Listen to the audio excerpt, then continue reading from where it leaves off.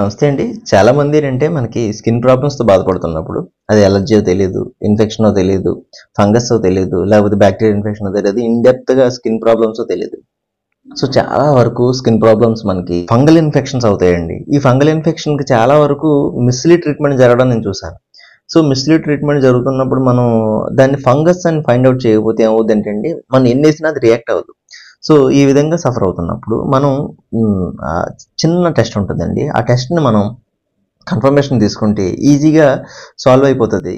అదేంటంటే టెస్ట్ అని ఉంటదండి. KOH.